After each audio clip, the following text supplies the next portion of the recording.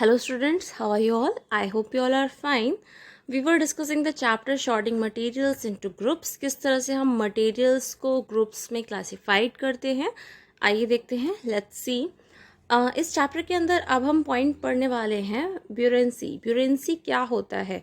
Some materials float in water while other sink. यानी कि हम जब पानी में कुछ मटेरियल्स को डालते हैं तो कुछ मटेरियल्स आपके तैरते रहते हैं जबकि कुछ डूब जाते हैं. Materials like sand, sugar and salt sink in water. यानी कि आपके जो सैंड है, शुगर है, सॉल्ट है, ये वाटर में सिंक हो जाते हैं.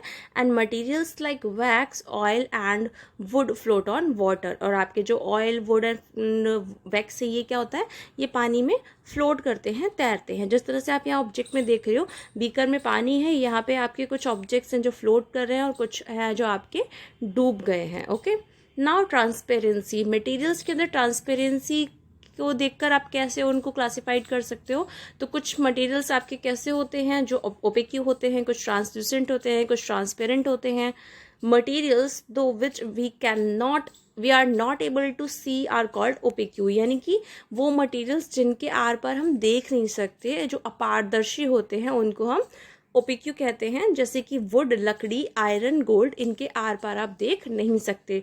ट्रांसल्यूसेंट क्या होता है? मटेरियल्स दो which things are only partially visible are called translucent. यानी कि पार्शली देख सकते हो आप, केवल आपको जैसे कुछ धुंधला धुंधला सा दिखाई देगा. Okay, for example butter paper, old glass door, इनके आर पार आप प्रॉपर नहीं देख सकते, पर हाँ धुंधला धुंधला आपको दिखाई देगा.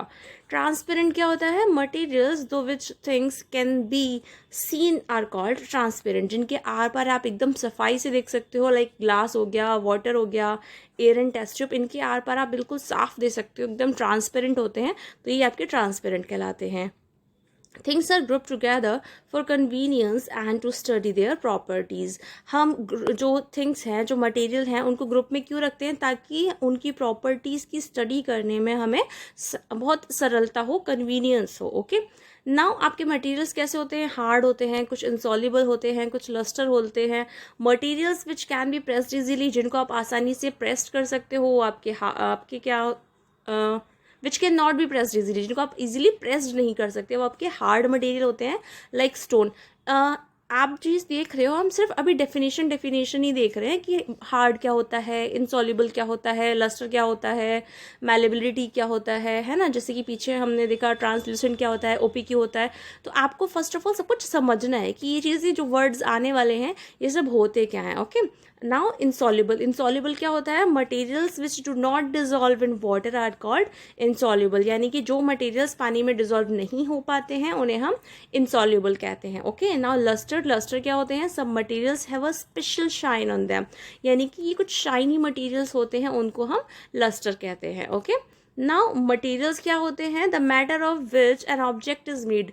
जिस भी मैटर का कोई ऑब्जेक्ट बना होता है उसे हम मटेरियल कहते हैं. For example glass, steel, would. अब जब हमारा वुड है जिसका दरवाज़ा बना है, तो दरवाजे का मटेरियल क्या है? वुड है. Okay, now metals. What are metals? Materials which have certain properties like luster, malleability, ductility, and are sonorous, good conductors of heat and electricity are called metals. यानी कि metals आपके क्या होते हैं? वो materials जिनके अंदर ये सारी properties पाई जाती हैं, यानी कि जिनके अंदर shine होती है. आप उनको अगर compress करोगे तो वो आसानी से press हो जाएंगे और किसी भी शेप में आ सकते हैं. या फिर जो चमकदार होते हैं, जिनको आप अगर जो किंक साउंड आता है जिनके अंदर से, जैसे आपकी जो डोरबेल वगैरह होती हैं वो आपकी मेटल्स की बनी होती है. बिकॉज जो मंदिर के घंटे होते हैं, आप उन्हें बजाते हो तो उनसे आवाज़ आती है, तो वो सोनोरसनेस होती है.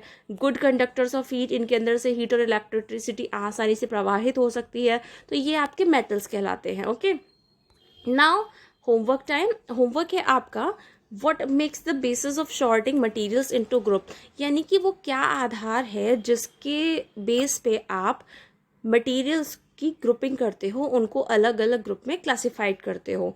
First is similarities in the properties. उनकी प्रॉपर्टीज की, उनके गुणों की सिमिलैरिटी के आधार पर, समानता के आधार पर, या डिफरेंसेस इन देयर प्रॉपर्टीज, उनकी प्रॉपर्टीज में, उनके गुणों में डिफरेंस के आधार पर, या both similarity and the difference in their properties, या इन दोनों के आधार पर. यानी कि जो भी आपके मटेरियल्स हैं उनके प्रॉपर्टीज में क्या क्या सिमिलैरिटीज हैं और क्या क्या डिफरेंस है, इनके आधार पर आप ग्रुपिंग करते हो. Okay, now second question is which one will show a metallic lustre, इनमें से क्या आपका है जो मेटेलिक लस्टर यानी कि शाइन को शो करेगा। ओके, लस्टर में क्या होता है, जहाँ पे एक स्पेशल शाइन होती है।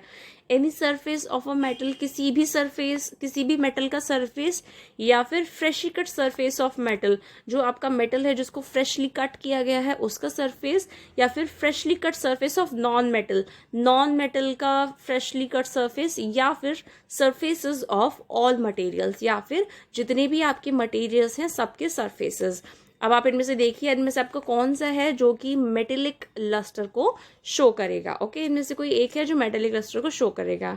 I hope we have discussed about these properties and the similarities and differences in our classes, so you can give the answer of these questions. Okay, and I hope you have understood today's class also. Okay, and you have to learn all the thing that I have told you, all the definitions. Okay, thank you.